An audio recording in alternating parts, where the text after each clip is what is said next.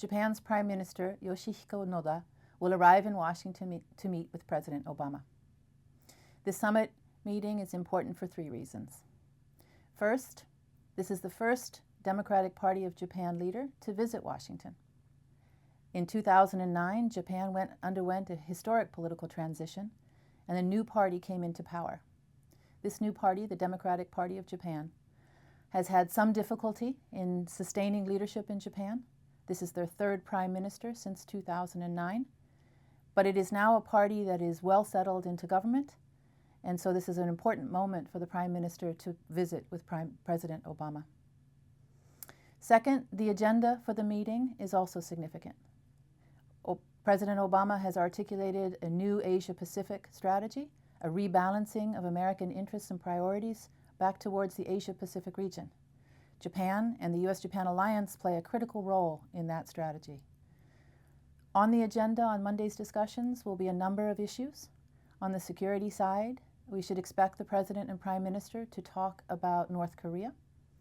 We should also expect them to talk about non-proliferation more broadly, including Iran. I expect that Afghanistan will also be a subject of interest to both leaders.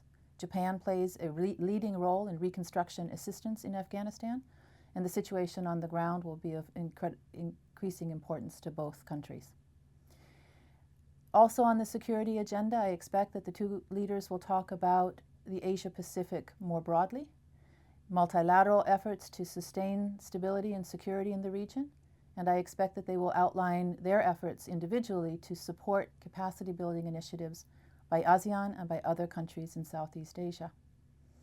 Finally, the two leaders will discuss a thorny issue in the bilateral relationship, the realignment of U.S. forces in Japan, specifically the realignment of U.S. Marines from Okinawa to other parts of the Asia-Pacific. Just this past week, the Defense and Foreign Affairs ministers in Japan and our Secretaries of State and Defense announced an initiative that crystallizes a more flexible and creative approach to rebalancing the U.S. Marine Corps presence. Finally, on the economic side, the agenda will of course focus on Japan's own economic recovery. After the disasters of March 11th last year, Japan has had a very difficult time regaining its economic footing, and in particular, sustaining its energy supply. All but one of Japan's 54 nuclear reactors have now shut down.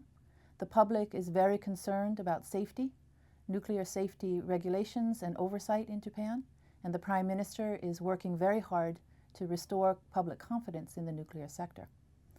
Energy supply, however, will need to be diversified. Japan is increasingly purchasing oil from the Middle East and will look to the United States to supply it with LNG to help it get through this long-term energy adjustment.